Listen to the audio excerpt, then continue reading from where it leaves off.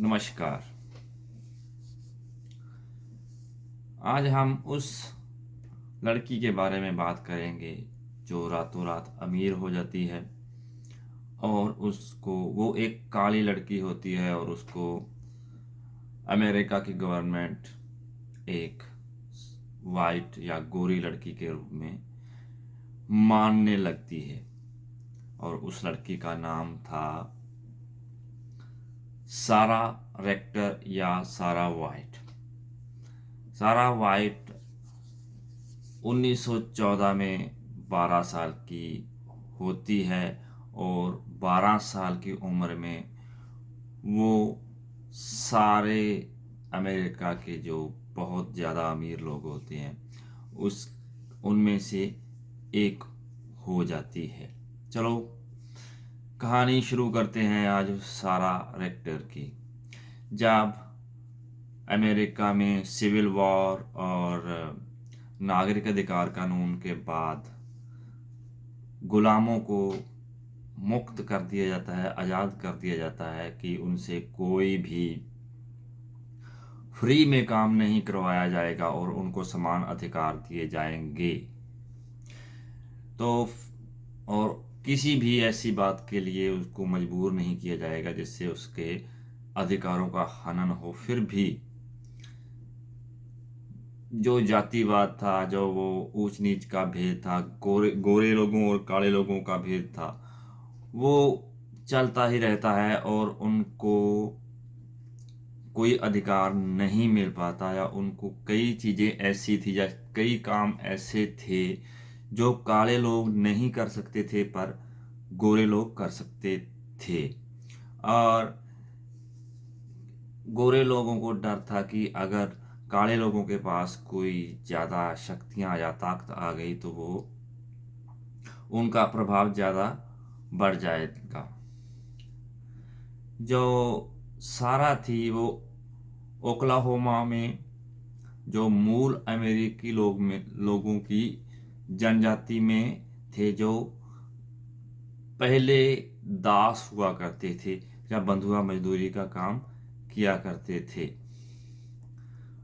उसके दादा और दादी को गुलामी से मुक्त किया गया था और उन्हें कुछ अधिकार दिए गए थे जो संयुक्त राज्य अमेरिका में और 5 मूल अमेरिकी जनजातियों को 1866 की एक संधि के तहत जो लोग आज़ाद हुए थे उनको हर किसी को 160 एकड़ जमीन का टुकड़ा दिया जाना था। इसमें से बच्चे भी शामिल थे। तो इसी कारण जो सारा थी उसको भी अपनी एक जमीन का टुकड़ा मिला था।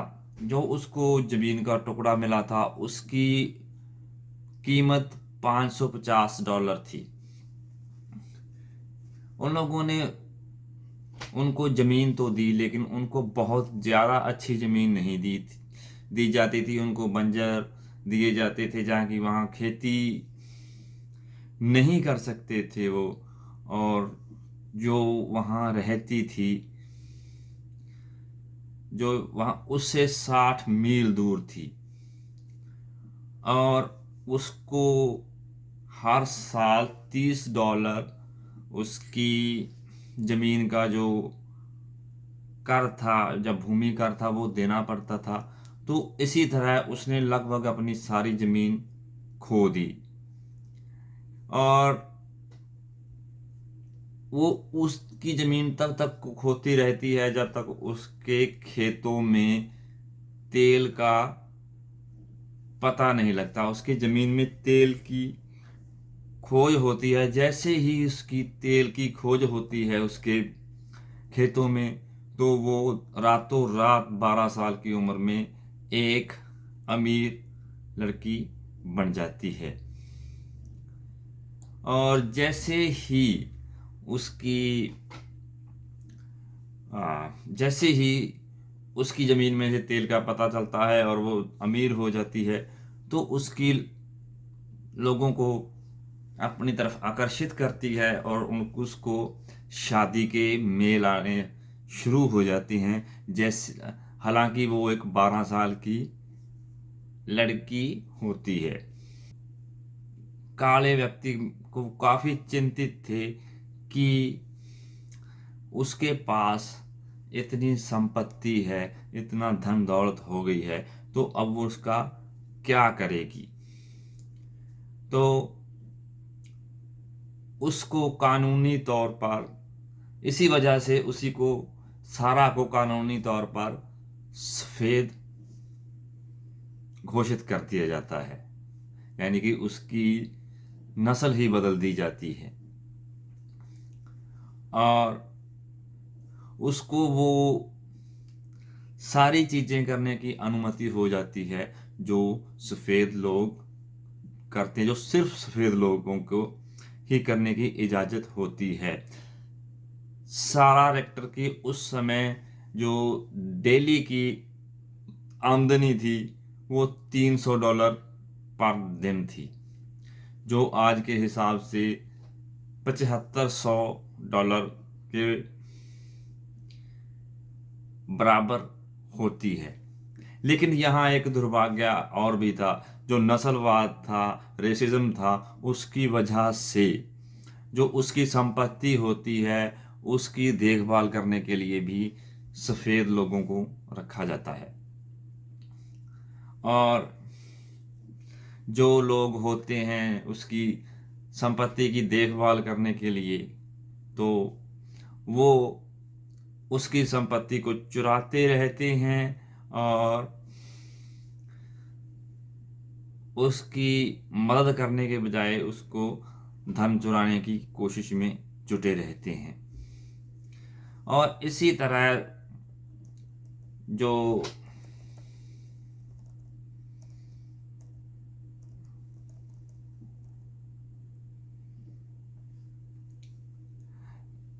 जो उनका कम्युनिटी होती है, काले लोगों की कम्युनिटी होती है, उस इस बात के चिंता होने लगती है कि वो इतनी छोटी लड़की को, जो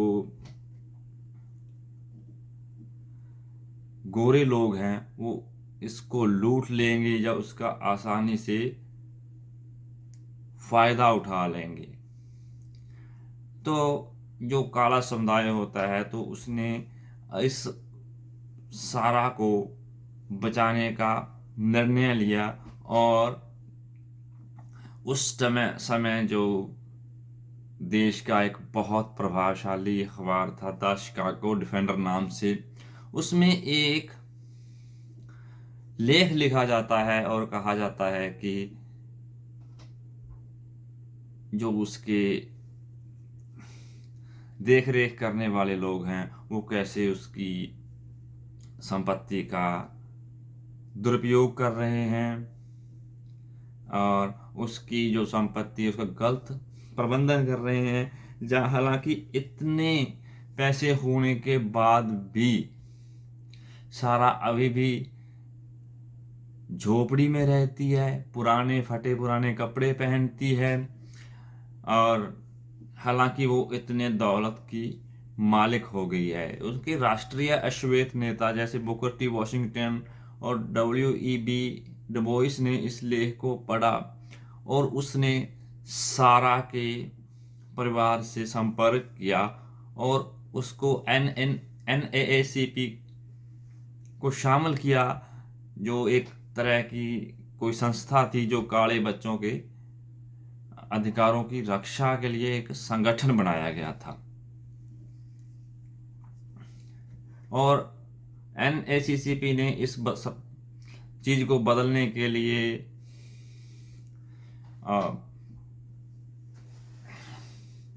से एक कोर्ट से या किसी संस्था से गुजारिश की कि उसके सारी संपत्ति की देखभाल करने के लिए NAACP को या किसी उसी जाति के व्यक्ति को उसका देख रेख करने का जिम्मा दिया जाए ताकि वो इसके पैसों से सही तरह से इस्तेमाल कर सके और अपनी जिंदगी को कुछ सुधार सके। बुकर टी वॉशिंगटन ने सारा की शिक्षा के लिए मदद की।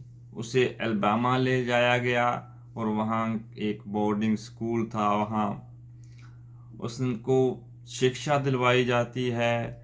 और उसके बाद उसने टस्केगी यूनिवर्सिटी से अध्ययन किया और फिर वो अपने परिवार सहित कैंसस सिटी चली जाती है। 18 साल की उम्र तक सारा के पास एक कैफे, बोर्डिंग हाउस, बेकरी और कई स्टॉक और बॉन्ड थे और उसने 2000 एकड़ जमीन भी खरीद ली। और उसने रेक्टर मैंशन नामक 12वीं स्ट्रीट पर एक घर खरीदा था। और सारा ने 20 साल की उम्र में शादी की और उसके 3 बेटे थे। और एक बात और भी है कि वो कभी भी पैसा खर्चने से नहीं डरती थी और वो काफ़ी शानदार जिंदगी जीती थी। उसने अपने और अपने परिवार पर बहुत सारा पैसा खर्च किया। उसने जो पैसे की ज़रूरतमंद थे उसको उनके लिए भी मदद की। जैसे उसने अपने एरिया के या अपने उस जगह के जो बच्चे थे, काले बच्चे थे, उसको स्कूल लेके आने जाने के लिए एक लेमोजिन कार खरीदी थी और वो उनकी पूरी तरह से मदद करती थी। उसका जो घर खरीदा था रेक्टर हाउस कैंसस सिटी में, आज भी वो वहाँ मौजूद है। आज की हमारी वीडियो में ये बताना था कि कैसे पैसा आदमी की जात, नस्ल और धर्म सबसे ऊपर उठकर उसको बदल देता है। चाहे आदमी कोई भी है, वो काली लड़की होते हुए भी उसको सारे सफ़ेद लोगों वाले या गोरे लोगों वाले सारे उसको हक दिए गए। हालांकि इससे पता चलता है कि पैसा सबसे ऊपर आता है हमारी दुनिया में, आदमी की कोई कीमत नहीं है। तो आज की वीडियो में इतना ही। अगर आपको वीडियो अच्छी लगी हो तो शेयर कर दीजिए, लाइक कर दीजिए और चैनल को सब्सक्राइब करना ना भूलिए। कोई और वीडियो लेकर अगली टाइम हाजिर होंगे, तब तक के लिए धन्यवाद।